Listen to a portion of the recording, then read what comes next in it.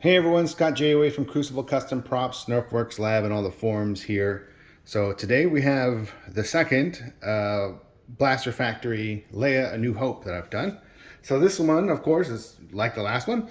Um, it's on Blaster Factory's fantastic all aluminum kit. As you can see here,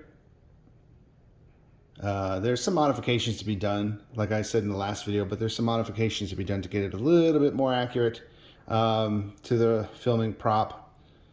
I'll point those out here in a second, but just want to give you a good look at it.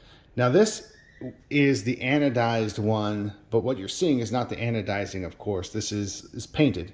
The reason for that is there's some metal work to be done, some machine lines to clean up, things like that. Typically here you get some machine lines because it's a profile machining, so you see some steps and things like that here and here on this side as well. So those have all been removed, and typically the slide on top, some of them have quite severe machine lines, some of them don't. This one did, so that all had to be smoothed out and removed, so it's all really nice now. But when you do that, you have to paint over it to get a nice uniform look again. The other thing is the slot that comes in the compensator has a rounded bottom, and this needs to have a square bottom. Now the owner did, before he sent it to me, he did start to file that a little bit, but I finished that out and took care of it, fixed it up. Also put the holes in the compensator where they belong. And the other thing is reprofiling the front of the compensator, because the one that comes on it is a pretty shallow bevel, and this is what the real deal looks like. It has a very kind of rounded bevel. I mean, it's still a bevel, but it's rounded off and it's deeper inset into the front. So that is all corrected. Then we have a real Tomtit cylinder, Tomtit cylinder here, and then the cord that Chris provides. This isn't vintage cord; it's newly made, which is good because the vintage cord is very brittle and it's the same stuff, so it doesn't really matter. You get your push button greebly up here, and the rest of it is basically just a margolin.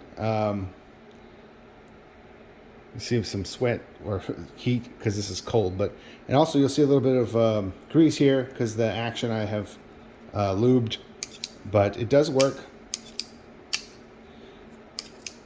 The slide works, everything works as it's supposed to.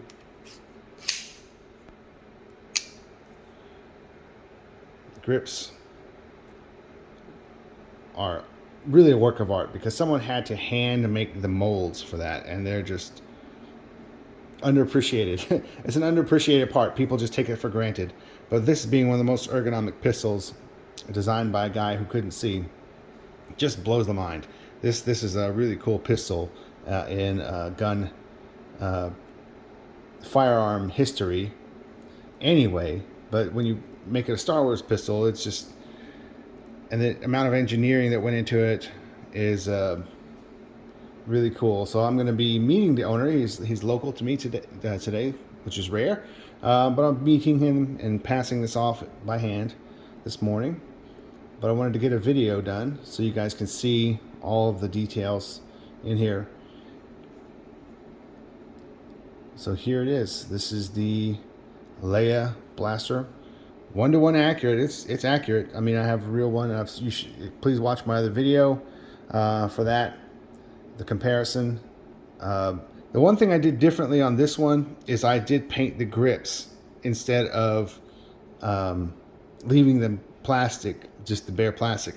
The reason is because I got some people commenting that looked like scratches were on the grips, and it really wasn't. There was a an artifacting of the molding where the plastic flowed that you could see, and it looks kind of like a spider webbing, and that wasn't something you could feel. It wasn't something you could sand out. It was just something you could see in the texture of the plastic.